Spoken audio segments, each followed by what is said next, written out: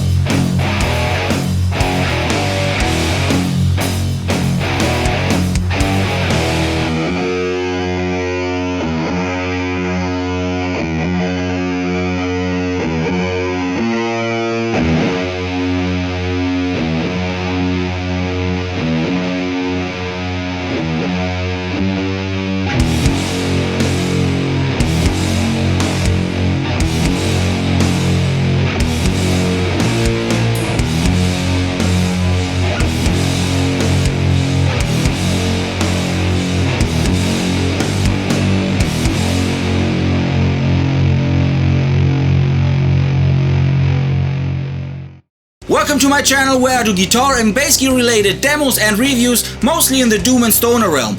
My name is Ben and I'd love to know where you guys are watching from, so feel free, meet me in the comments, say hi and let me know where you guys are located. Does that sound creepy? First up, I want to make clear that this pedal was indeed sent to me for demo purposes. However, I did not get paid to tell you any miracle bullshit or whatever it is. What you're about to hear and see is nothing but my very own opinion. And I'd even go a bit further and show you something with this pedal that Steve of DoesItDoom for sure did not have in mind when he sent me this pedal over. Just stick around, I'll just jump right into it right now. So the Walpurgis Volume 2 is based off of the Laney Supergroup amplifiers, which were used by the ancestors of what we call doom today, Black Sabbath. And I'm not just talking about the guitar tone right here, I'm also talking about Geezer Butler's bass tone. In fact, even Matt Pike of Sleep was using this amp for the Sciences record, but we'll get to that in a second. Since this pedal is mainly built to be a preamp, I used this pedal for the demo you've heard at the beginning as such, so no real amp was involved for this demo. However, the Walpurgis works very well as an overdrive or a distortion in front of an amp, which I will show you in a bit. So what we have here is a powerful EQ section with bass, mids and treble, as well as a presence control to adjust the brightness of your tone if needed.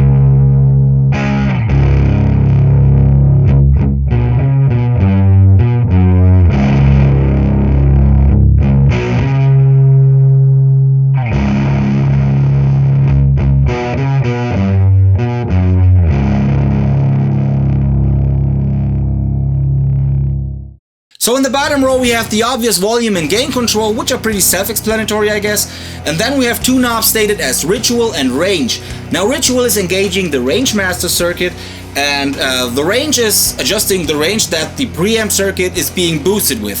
So having the Ritual knob set fully counterclockwise will disengage the range master circuit.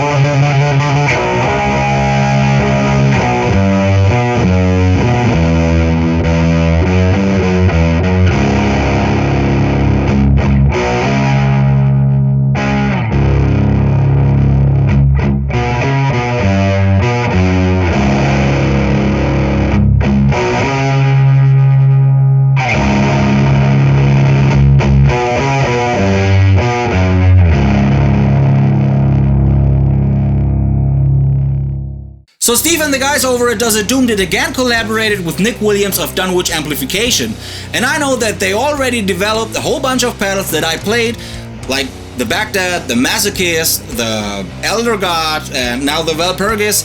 And to me, all of the pedals where Nick Williams was involved, even the ones that were built in collaboration with other pedal brands, they were just like super badass. But let's just jump right to the Walpurgis again. So the Walpurgis also has a toggle switch in the middle, which lets you choose between the input characteristics of the Laney Supergroup amp. So having it on the left is the treble side, which Geezer Butler used. Having it on the right is the bass input, which Tony Iommi used, and having it in the middle position will give you the jumped configuration, which Matt Pike used on the record I mentioned earlier. Okay guys, what comes next might be the end of my channel, because I guess the Doom scenery will hunt me down and drown me in red wax in a sacrifice ritual or something like that. Oh my god. Yeah. Here's my confession. How do I say this? I just don't like Black Sabbath's guitar tone.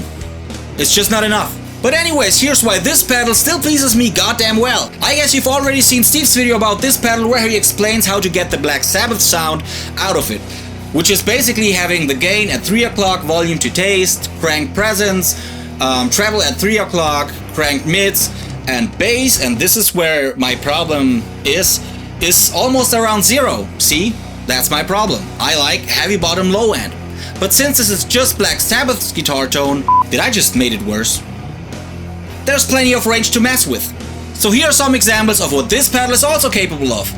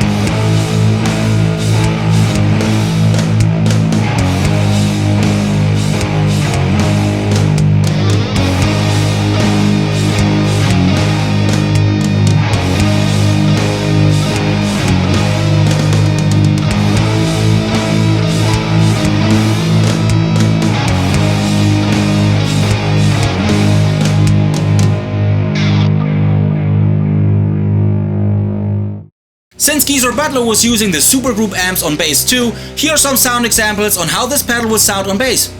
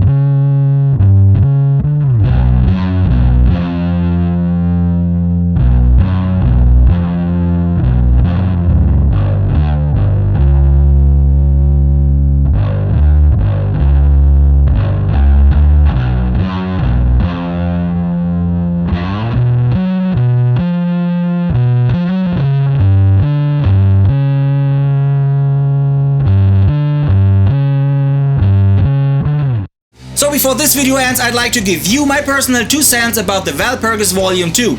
Now, as I mentioned earlier, I really enjoy the wide range this pedal has to offer.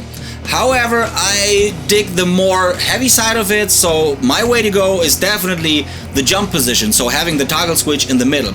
But I also recommend to check out the guitar's volume knob while playing this pedal, because you'll open up a whole different gain structure with it. Just try it, trust me. So that's it for today. Thank you, Steve, for giving me the opportunity to review this pedal, and also thank each and every one of you guys for tuning in. Feel free to hit the like and subscribe button to let me do more of these videos if you like. You're the best. See you next time. Bye.